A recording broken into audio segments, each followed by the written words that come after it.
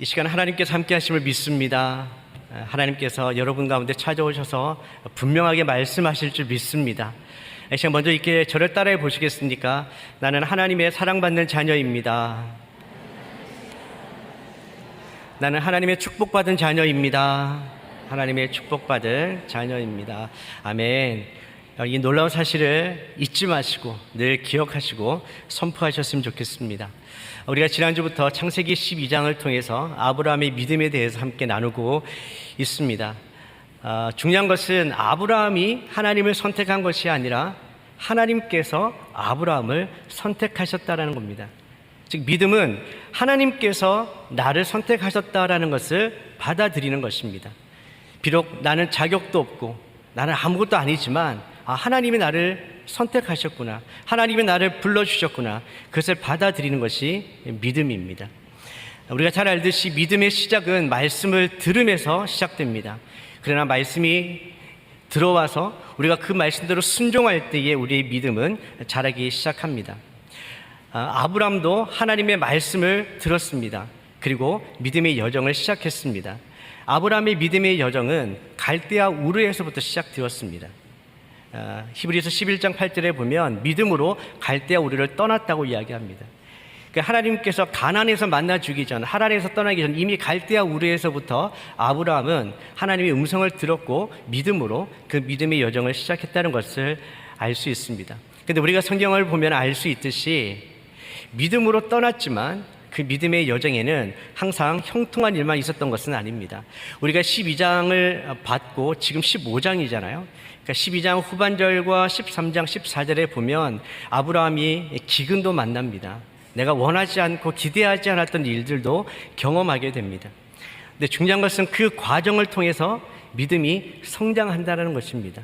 그리고 그 과정을 통해서 새로운 세계와 하나님의 세계를 바라보는 눈을 가지게 된다는 것이죠. 하나님은 위기 때마다 또 나타나셔서 아브라함에게 이렇게 말씀해 주셨습니다. 동서남북을 바라보아라. 내 자손이 땅의 티끌과 같이 많아지게 될 것이다. 그 믿음의 과정을 통해서 아브라함은 동서남북을 바라보며 하나님의 약속을 바라보게 됩니다.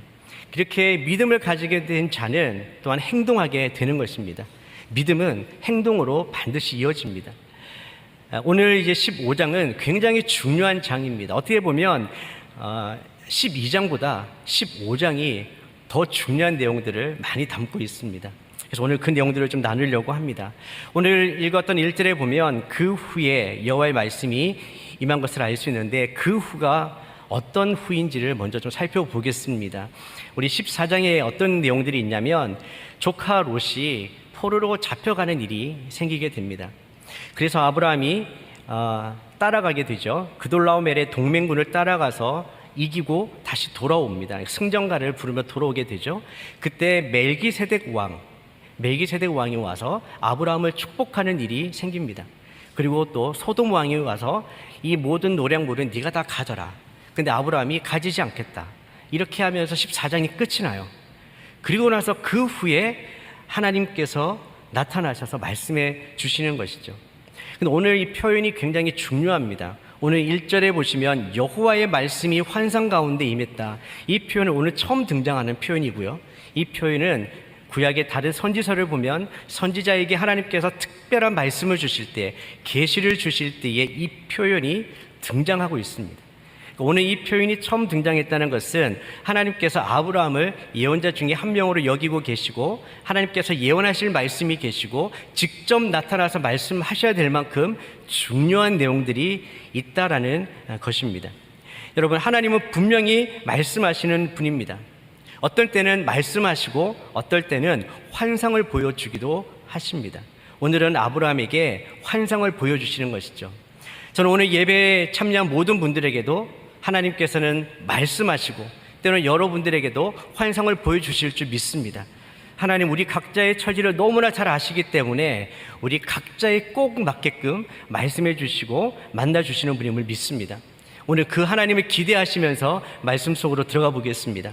하나님께서 아브라함에게 주신 말씀은 아브라함아 두려워하지 마라. 아브라함아 두려워하지 마라. 두려워하지 말라라고 선포하신 것은 여기서 또 처음 나오는 내용입니다. 하나님께서 아브라함아 불러주시죠. 하나님의 이름을 불러주신다는 것은 굉장히 영광스러운 내용입니다. 누군가가 내 이름을 알고 있고 나를 불러주신다. 그만큼 잘 알고 계시고 나와 함께 하신다는 것을 말씀해 주시는 것이죠. 하나님께서는 여러분의 이름을 불러주십니다. 누구야. 그때는 꾸짖고 책망하는 것이 아니라 우리에게 오셔서 위로해 주시고 격려해 주시고 말씀해 주시기 위함임을 기억하십시오. 오늘 아브라함에게도 하나님은 나타나셔서 아브라함아 두려워하지 말아라. 자, 두려워하지 말아라고 말씀하신 것을 보면 아브라함이 지금 두려워하고 있다라는 것입니다. 바로 그 이전에 굉장한 승리를 얻었는데 지금 아브라함은 두려워하고 있는 것입니다.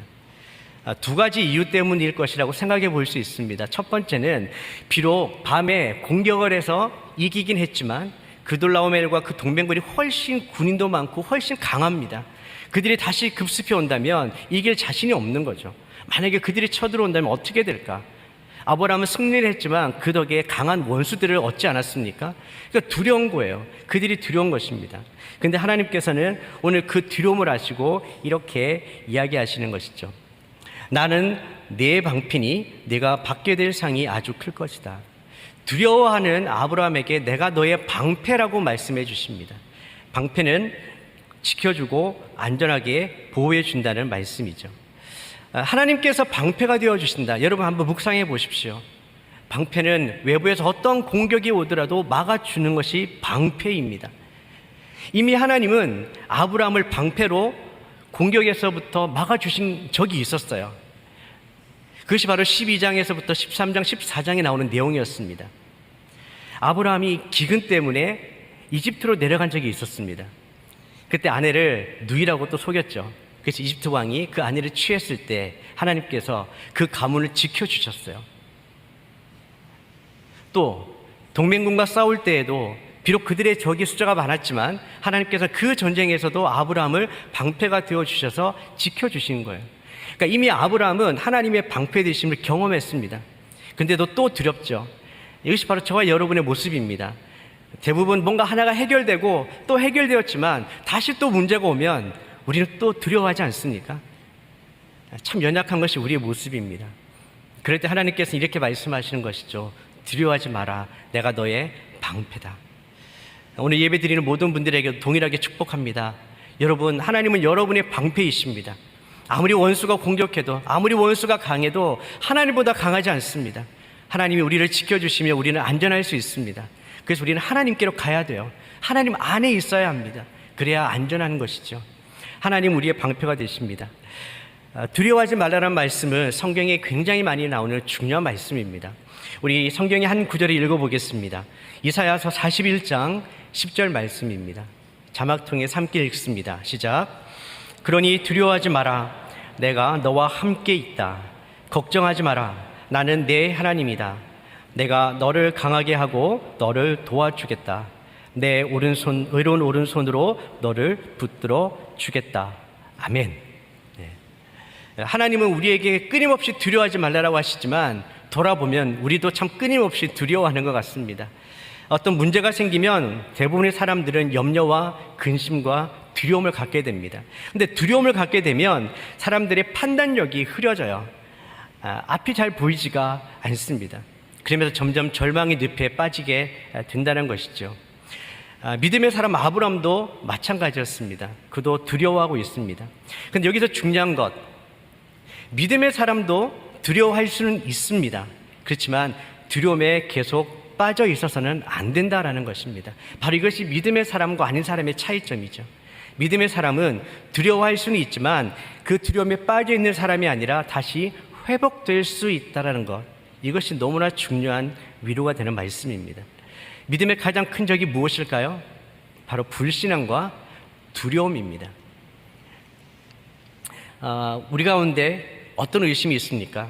여러분 가운데 환경을 바라보고 사람을 바라볼 때 어떤 두려움들이 있으십니까? 오늘 하나님께서 주시는 말씀이 여러분들에게 큰 힘이 되기를 축복합니다. 하나님은 그 모든 것보다 더 크신 하나님이십니다. 하나님은 그 모든 문제를 해결할 수 있는 분이십니다. 여러분 혹시 두려움에 있습니까? 그렇다면 이제 그 두려움에 빠져 있지 마시고 두려움에서 나오십시오. 왜 그렇습니까? 하나님께서 명령하셨기 때문입니다.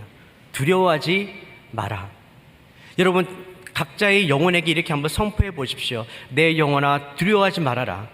내 영혼아 두려워하지 마라. 네, 두려울 때마다 선포하십시오. 예수님의 그 능력의 이름으로 선포하십시오. 내가 두려움에 빠지지 않도록, 두려움 가운데 내가 무너지지 않도록 하나님께서 나와 함께 하시고 나의 방패가 되시고 지키심을 믿고 선포하십시오. 그리고 하나님을 바라보십시오. 그때 두려움이 아니라 하나님이 주시는 말씀의 위로와 능력이 우리 가운데 임할 줄 믿습니다. 하나님은 또한 아브라함에게 방패가 될 뿐만 아니라 이렇게 말씀하셨어요. 내가 받게 될 상이 아주 클 것이다. 상이 있다라고 이야기를 합니다. 이게 너무 하나님이 좋으신 게 뭐냐면 14장 마지막 부분에 소돔 왕이 아브라함에게 상을 주려고 했어요. 모든 빼앗았던 것들을 네가 다 가져라. 이거 호의를 베풀지만 소돔 왕의 호의를 거절합니다. 아브라함은 그 모든 걸 다 두고 왔던 것이죠. 근데 하나님이 그걸 다 아셨던 것 같아요. 그것보다 훨씬 큰 상을 내가 너에게 주겠다. 세상에 줄 수 없는 큰 상급을 내가 너에게 주겠다.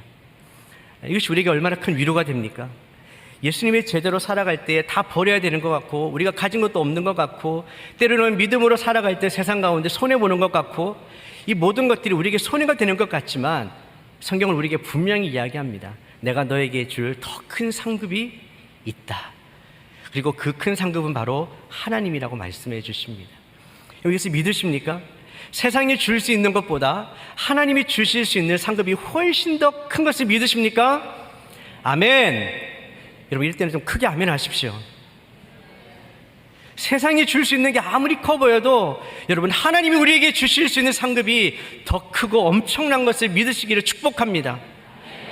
지금 아브라함이 그걸 믿기를 원하는 거예요. 세상에 주는 것보다 그거 아니야. 내가 너에게 줄 것이 엄청나게 많다는 것입니다. 믿음으로 계속 나를 따라오고 믿음으로 나와 함께 살아갈 때에 하나님이 주실 상급이 엄청나다는 것을 말씀하십니다. 여러분이 믿음으로 살아갈 때에 날마다 때마다 하나님께서는 30배, 60배, 100배의 상급을 주실 줄 믿습니다. 문제는 우리가 계속 믿음으로 갈 수 있느냐는 거예요. 하나님만 바라보고 갈 수 있느냐라는 것이죠. 오늘 하나님께서는 바로 내가 너에게 상급이 되어 주겠다. 그리고 그것을 믿고 따라오라고 말씀하시는 겁니다. 자, 우리 이제 본문 2절 3절을 보겠습니다. 하나님께서 이렇게 아브라함에게 말씀하셨지만 아브라함이 오늘 하나님에게 이야기하는 첫 번째 내용입니다. 2절 3절 함께 읽겠습니다. 시작. 그러자 아브라함이 말했습니다. 여호와 하나님이여 제게 무엇을 주시겠습니까? 제가 자식이 없으니 제 재산의 상속자는 다메섹 사람 엘리에셀이 될 것입니다. 아브라함이 다시 말했습니다. 주께서 제게 자식을 주지 않으셨으니 제 집에서 난 하인이 저의 상속자가 될 것입니다. 네, 성경에 나오는 아브라함이 하나님께 하는 첫 번째 이야기입니다. 그것은 어떤 내용입니까? 지난 10년 동안 75세의 말씀을 받았고 약속을 받았는데 지금 10년이 지난 동안 그 약속이 이루어지지 않고 있는 상황 속에서 아브라함의 그 마음 깊은 숨은 이야기, 나의 고민, 내적 갈등을 이야기하고 있는 것입니다. 아니 지금 아기가 없는데 도대체 하나님의 약속은 어떻게 되는 것입니까? 양자로도 데려와서 그 약속을 좀 이루어야 되는 것 아니겠습니까? 라는 이야기를 하고 있는 것이죠. 아브라함이 고민 많이 했습니다. 10년 동안 계속 아기가 생길까? 아기가 생길까? 하나님의 약속은 어떻게 이루어질까? 시간이 지나도 이루어지지 않으니 아브라함 인간적으로 생각하고 고민하고 또 계획, 대안까지 마련한 거예요. 그래서 하나님께 이야기를 하는 거예요. 하나님, 이게 더 낫지 않습니까? 지금 자식이 없으니까 이 종 엘리에셀이 상속자가 되면 딱 되겠습니다라고 이야기를 하는 것이죠. 하나님께서 창세기 12장 2절에 이렇게 말씀하셨죠. 하나님이 아브라함에게 내가 너를 큰 민족으로 만들고 네게 복을 주어 네 이름을 크게 할 것이니 내가 복의 근원이 될 것이다. 근데 자녀가 있어야 민족이 되죠. 자녀가 없어요. 또 3장 16절에도 하나님 말씀하셨어요. 그리고 내가 네 자손을 땅의 먼지와 같이 되게 하겠다. 먼지를 셀 수 있는 사람이 있다면 네 자손도 셀 수 있을 것이다. 근데 현실은 자녀가 없어요. 여러분 이게 믿음의 현실입니다. 약속과 축복은 받았습니다. 그런데 아무것도 없다라는 거예요. 바로 여기서 아브라함은 고민하기 시작한 것입니다. 약속에 대한 의심들이 조금씩 생겨나기 시작한 거죠. 내가 혹시 하나님의 약속을 잘못 들은 것은 아닐까? 하나님의 약속이 틀린 것은 아닐까? 여러분도 5만 가지 생각을 다 하실 수 있으시겠죠? 10년이라는 시간은 짧은 시간이 아닙니다. 그 시간 동안 분명히 말씀하신 거 다 들은 것 같은데 왜 아무것도 안 이루어지고 있나? 그렇다면 우리 속에서 많은 생각들이 있고 질문과 의심이 생기게 됩니다. 갈등이 생기는 것이죠. 근데 여기서 우리가 깊이 생각해 봐야 될 것은 지금 이런 아브라함의 모습이 믿음이 있어 보이세요? 믿음이 없어 보이세요?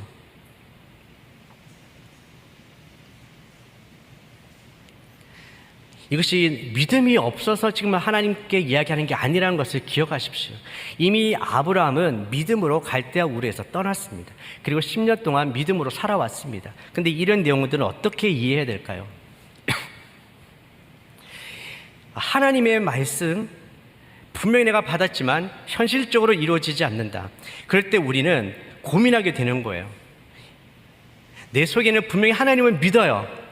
근데 현실적으로 보니까 내 이해랑 잘 안 맞아요. 그러면 인간적으로 갈등이 생기는 것이죠. 여러분 그런 적 없으십니까? 믿음 생활할 때 하나님께서 말씀으로 약속으로 많이 해주셨는데 분명히 믿기는 믿습니다. 근데 내가 현실을 돌아보니까 그게 안 이루어지고 있는 것 같아요. 아무 일도 없는 것 같아요. 그럴 때 우리는 믿음의 갈등을 느낍니다. 믿음이 없어서가 아니에요. 믿음이 있기 때문에 갈등을 느끼는 것이죠. 오늘 저희가 조금 전에 찬양했습니다. 세 번째 찬양의 가사가 뭐였냐면 하나님 한 번도 나를 실망시키신 적 없으시고, 여러분 믿음으로 고백하셨죠? 근데 진짜 여러분 그렇게 고백하실 수 있으세요? 정말 하나님 여러분 한 번도 실망시킨 적 없으세요? 여러분 하나님께 실망이라고 이야기해 본 적 없으세요? 솔직히 저는 좀 있었던 것 같아요. 이건 아닌 것 같은데 하나님? 이건 이렇게 돼야 되는 거 아닌가요? 라고 하나님께 막 항변했던 적도 있었던 것 같습니다. 여러분은 어떠세요? 이것이 바로 우리의 믿음의 갈등입니다. 욥도 마찬가지였고 다윗도 마찬가지였습니다. 다 이해할 수 없는 상황 속에, 어떻게 보면 불평할 수 없는 상황 속에 하나님은 믿지만 이 현실 가운데 고민하는 모습들이 성경에는 기록되어 있습니다. 자, 이 고민이 더 심각해진 이유가 뭐냐면 아브라함과 사레가 점점 나이가 먹고 있다는 거예요. 10년이 이미 지났습니다. 점점 더 아기를 가질 수 없는 몸, 현실적으로 보면 더욱더 불가능해지는 상황들이 닥쳐왔기 때문에 이런 고민이 점점 심각해지는 거예요. 자, 이렇게 고민이 심각해지면 우리는 현실적인 타협안을 갖게 됩니다. 현실에 맞게 이게 정답이야, 이게 그냥 최선이라고 생각해, 하나님도 이해해 주시지 않을까라고 우리는 현실적인 타협을 하게 되는 것이죠. 우리의 모습과 아브라함이 참 많이 비슷한 게 위로가 됩니다. 믿음의 조상이라고 하는 아브라함도 우리처럼 믿음의 갈등을 느끼고 현실적인 고민을 하고 하나님께 현실적으로 이야기도 하고, 이것이 바로 우리의 모습입니다. 믿음의 사람도 때때로 자신이 걸어가는 믿음의 길에 대해서 회의에 빠질 수도 있습니다. 내가 기대했던 것, 내가 기도하고 최선을 다했는데도 상황이 나빠질 때 나는 잘 가고 있는 것인가? 이런 고민과 갈등이 생기는 것이죠. 혹시 오늘 예배를 드리는 여러분들에게도 그런 갈등과 고민이 있지는 않으십니까? 바로 하나님께서는 그런 아브라함의 흔들림과 고민을 하시고 오늘 찾아오신 것입니다. 자, 10년 기다렸습니다. 하나님께서 말씀해 주셨습니다. 그럼 우리가 기대하는 건 무엇입니까? 드디어 10년 기다렸더니 하나님께서 오셨어요. 그럼 내일 당장 뭔가가 좀 일어나야 되지 않겠습니까? 우리는 그걸 기대합니다. 근데 우리가 잘 알듯이 아직 15년이 더 남았습니다. 75세에 약속을 받고 100세에 되었어야 아들을 낳잖아요. 그러니까 아직 15년이 더 남은 거예요. 10년 기다렸는데 하나님 나타나서 말씀해 주셨는데 아직 15년이 더 남은 거예요. 그 기간 동안 여전히 어려운 일도 생깁니다. 갈등과 위기 상황이 또 생깁니다. 그래서 믿음으로 산다는 것은 마치 광야에서 사는 것과 같은 것 같아요. 뭔가 이렇게 좀 만져지고 뭔가 눈에 보이면 참 좋을 텐데 그게 없는데 계속 말씀해 주시고 약속하는 거예요. 하나님 우리에게 무엇을 원하실까? 이런 시간들을 보면서 믿음은 그냥 하나님의 약속을 믿고 내가 지금 잡히는 것이 없어도 한 걸음씩 나아가는 것, 이게 믿음이구나 하는 것들을 배우게 되는 것입니다. 광야에 가면 당장 눈에 보이는 게 없습니다. 바위밖에 없습니다. 그때 필요한 것은 바로 하나님의 말씀, 하나님이 함께 하신다는 그 약속, 그거 하나 붙들고 한 걸음 한 걸음 가는 거예요. 그때 하나님이 주신 약속들을 경험하게 되는 것이죠. 오늘 아브라함이 이렇게 이야기했어요. 제가 자식이 없으니, 이거를 원어로 직역해 보면 이렇게 표현이 됩니다. 나는 자식이 없는 상태에서 걷고 있는 자입니다. 믿음의 삶을 걷고 있는 여정으로 이야기하는 거예요. 나는 지금 자식이 없지만, 그런 상태이지만 나는 여전히 걸어가고 있다라는 것을 이야기합니다. 그 과정에 갈등이 있습니다. 하나님, 현실적인 어려움도 있습니다라고 이야기하는 거예요. 여러분, 믿음은 여정입니다. 계속해서 내게 당장 주어진 것이 없어도 하나님을 바라보고 나아가는 여정이 믿음입니다. 그 믿음의 여정을 이어가는 아브라함에게 오늘 4절 하나님께서 이렇게 말씀하십니다. 4절 읽겠습니다. 자막 통해서 읽습니다. 시작.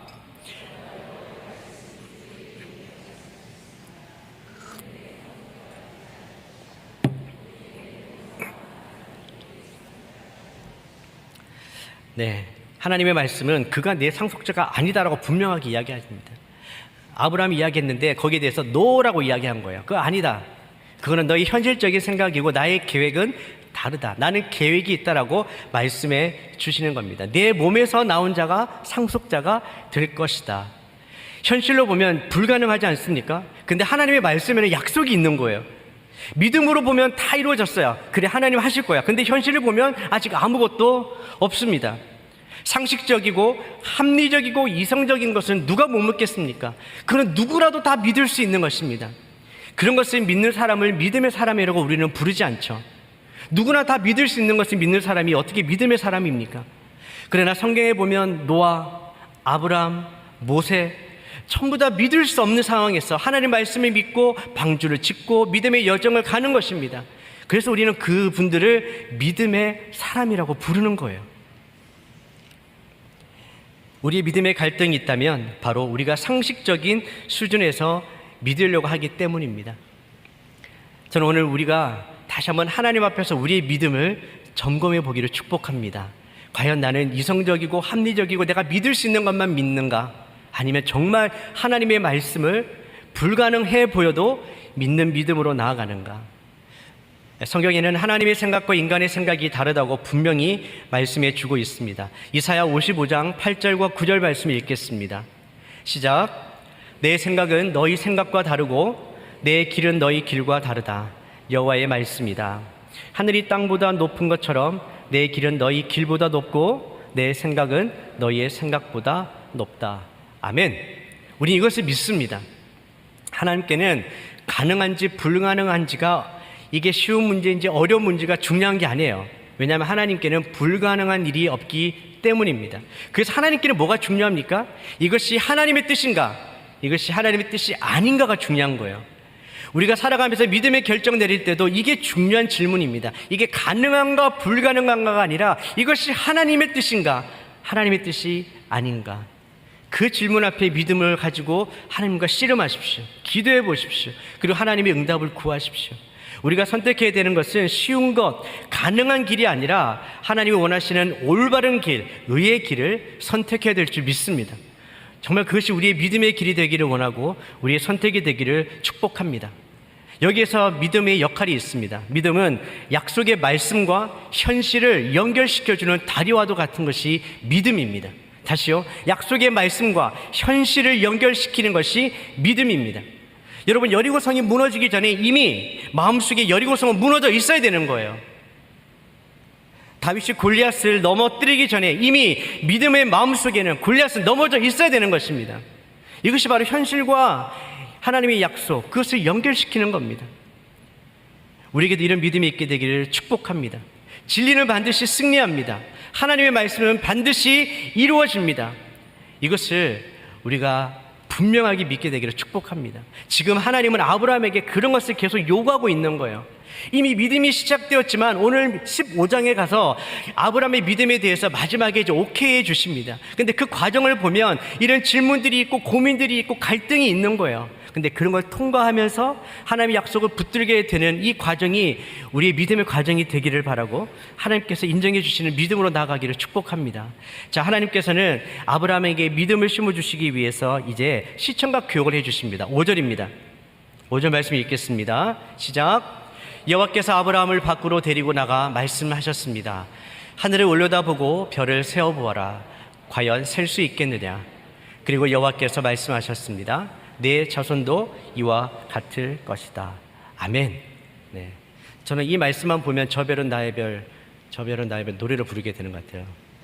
네. 오늘 여러분 한번 별을 보십시오. 저에게 별이 잘 안 보이기는 하지만 하나님은 이렇게 무지개를 통해서 시청각 교육도 해주시고 하늘의 별을 보여주시면서도 시청각 교육을 해주시는 거예요. 왜냐하면 우리는 잘 안 보면, 보이지 않으면 믿음을 못 가지니까 잘 보일 수 있는 뭔가를 밤마다 하늘을 바라보면서 하나님의 약속을 기억하고 붙들 수 있도록 하늘의 별로 시청각 교육을 해주시는 거였습니다. 다시 아브라함에게 있었던 두려움은 떠나가고 믿음이 회복되기 시작하는 거예요. 이제 다시 믿음의 행진이 시작된 것입니다. 자, 그리고 이제 마지막 6절이죠. 6절 말씀 읽겠습니다. 시작. 아브라함이 여호와를 믿었습니다. 그래서 여호와께서 아브라함의 그런 믿음 때문에 그를 의롭게 여기셨습니다. 네, 이 말씀은 아주 중요한 말씀입니다. 아브라함은 여호와와 그 말씀을 신뢰했다. 여기서 믿었다라는 것은 신뢰하다라는 것입니다. 신뢰하다. 하나님은 그 신뢰함을 보신 거예요. 아브라함이 나를 신뢰하고 있구나. 이 불가능한 현실 속에서 내가 한 그 약속의 말씀을 신뢰하고 있구나. 반드시 그렇게 될 것을 신뢰하는구나. 그것을 보고 그 믿음을 의로 여겨주셨다라고 하는 것입니다. 자, 여러분, 여기서 여겨주다라는 단어가 이런 뜻이 있다고 합니다. 이 말은 원래는 경제적인 법적인 용어입니다. 어떤 의미냐면 누군가의 소유를 다른 사람의 계좌에다가 그냥 입금시켜 주는 거예요. 원래 내 게 아닌데 남의 거를 그냥 입금시켜줘 버리는 거예요. 여겨진 거예요. 그래서 내게 되어버린 것이죠. 지금 아브라함이 완전한 의인은 아닙니다. 그러나 하나님께서 하나님의 의를 아브라함에게 입금시켜줘 버린 거예요. 그래서 너를 이제 의롭다고 칭해 주신 거죠. 칭의해 주신 거라고 보는 겁니다. 일방적인 거래예요. 하나님이 그냥 여겨주신 거예요. 내가 뭔가 있어서도 아닌데 그냥 하나님께서 여겨주셔서 의롭다고 해주신 것이죠. 자, 이걸 보면 아브라함은 믿음 없는 자가 아니었어요. 믿음과 현실 속에서 갈등은 했지만 지금 하나님의 말씀이 이루어질 것이라고, 불가능하지 않다라고 생각했습니다. 반드시 하나님의 말씀대로 이루어질 것을 믿었다는 것이죠. 그것을 하나님께서 아셨기 때문에 그것으로 오케이 해주신 거예요. 그게 어떻게 표현되어 있습니까? 그의 믿음을 의롭게 여겼다라고 이야기해 주시는 것입니다. 의롭다라는 말이 어떤 의미입니까? 저 이 본문 보면서 많이 고민을 했습니다. 왜 갑자기 이 맥락에서 의롭다는 말을 할까요?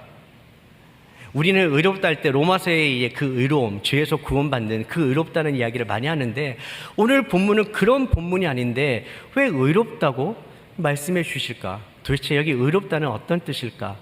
많이 고민하고 묵상하고 찾아봤는데요. 의롭다라는 뜻이 기준에 맞다, 기준에 도달하다라는 뜻을 가지고 있습니다.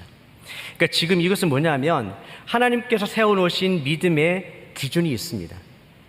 근데 아브라함이 이 과정들을 통해서 그 믿음의 기준까지 이르는 거예요, 지금. 그래서 하나님께서는 그 믿음을 보시고 그래, 오케이라고 이야기해 주신 거예요. 하나님은 아브라함의 그 믿음이 내가 세워놓은 기준까지 이제 이르렀구나. 그것이 의롭다라는 것입니다. 이게 왜 중요하냐면 오늘 6절까지밖에 안 읽었지만 7절부터 어떤 내용이 등장하냐면 땅에 대한 약속을 주시고 그리고 하나님께서 직접 동물을 쪼개어서 언약을 세워주십니다. 그러니까 아브라함이 하나님과 언약의 당사자가 될 수 있다는 거예요. 하나님과 이제 관계를 맺을 수 있는 대상이 되었다라는 것입니다. 바로 그게 의롭다라는 겁니다. 이제 그 기준에 합당하게 되었고 내가 너와 언약을 맺겠다라는 것이죠. 이것은 우리에게 굉장한 믿음의 교훈을 말해주고 있습니다. 로마서에 보면 믿음으로 의롭다는 중요한 신앙의 진리를 우리에게 이야기해주고 있습니다. 로마서 4장 1절에서 3절까지 말씀을 함께 읽어보겠습니다. 시작. 그러면 우리가 육신에 따라 우리의 조상이 된 아브라함이 무엇을 얻었다고 말할 수 있겠습니까? 만일 아브라함이 행위로 의롭다는 인정을 받았다면 자랑할 것이 있겠지만 하나님 앞에서는 없습니다. 성경은 무엇이라고 말합니까? 아브라함이 하나님을 믿으니 이것이 그에게 의로 여겨졌다라고 합니다. 자, 이 시점은 아브라함이 할례를 받기 전에 이루어진 일입니다. 다음 주에는 아브라함의 할례에 대한 이야기를 나눌 거예요.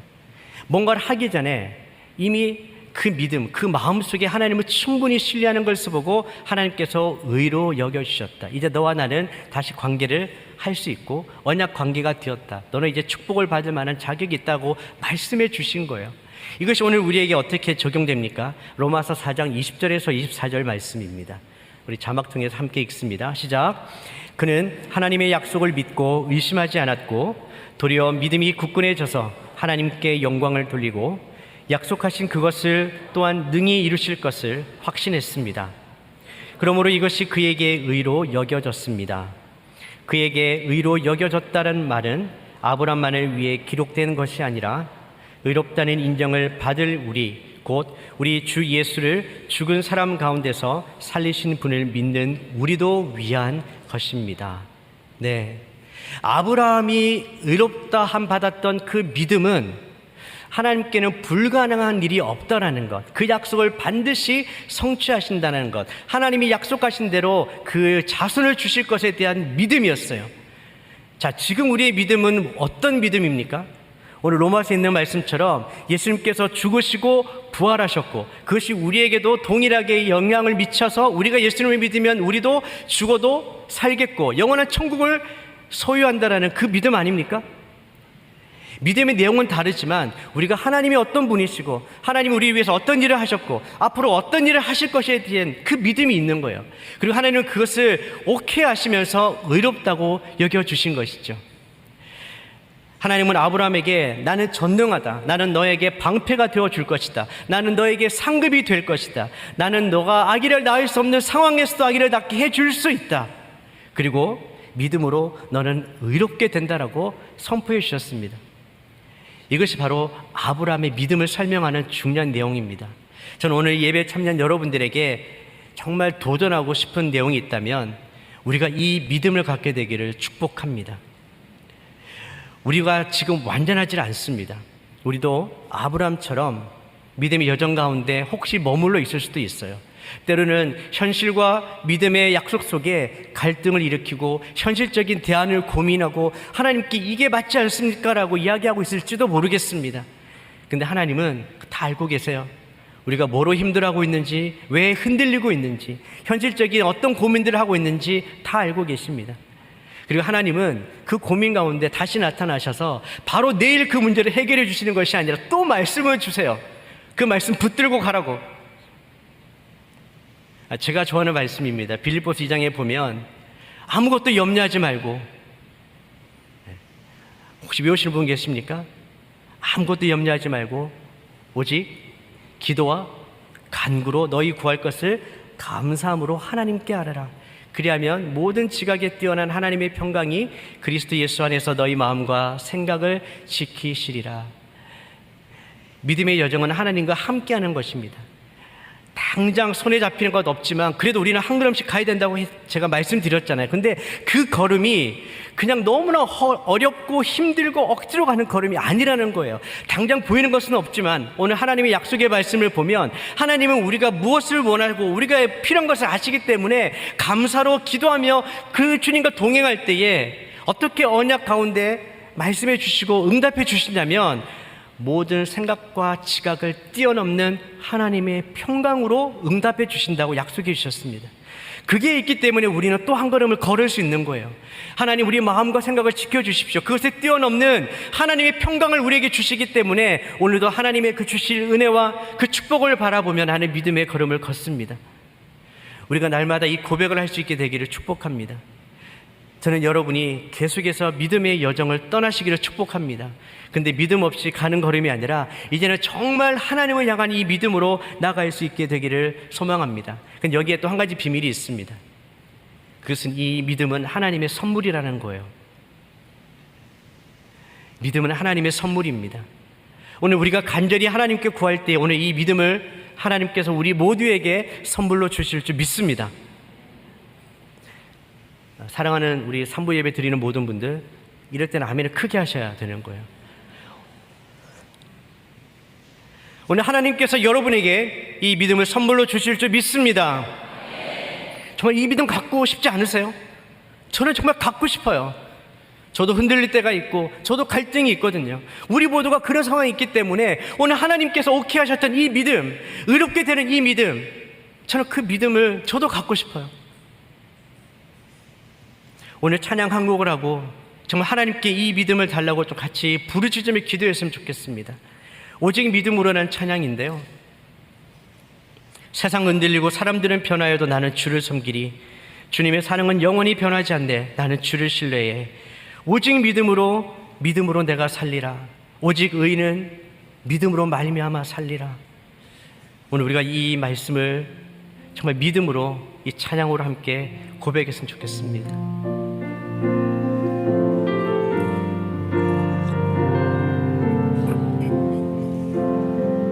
세상 흔들리고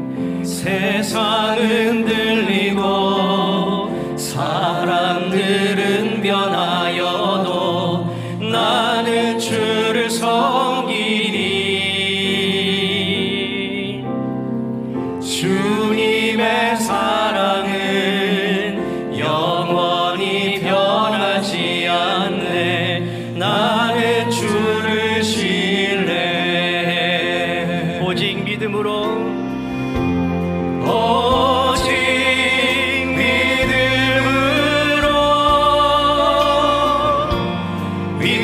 내가 살리라. 오직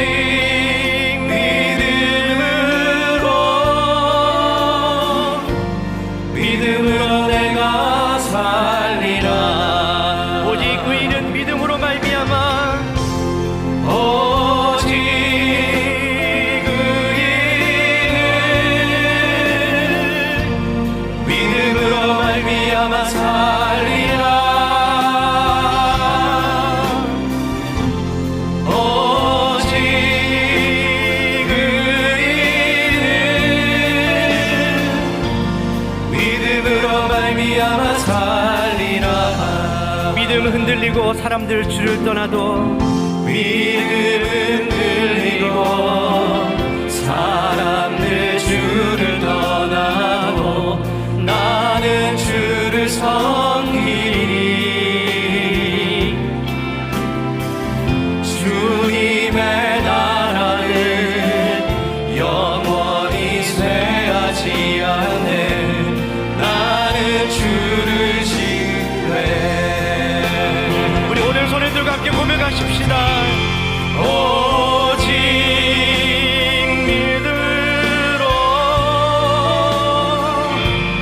믿음으로 내가 살리라.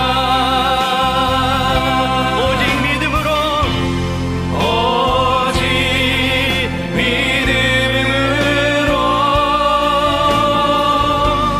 믿음으로 내가 살리라. 오직 의인은 믿음으로 말미암아.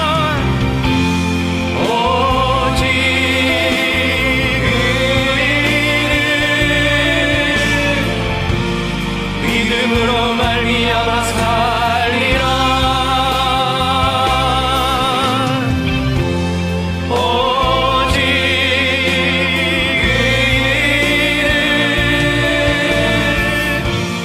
의인은 믿음으로 말미암아 살리라.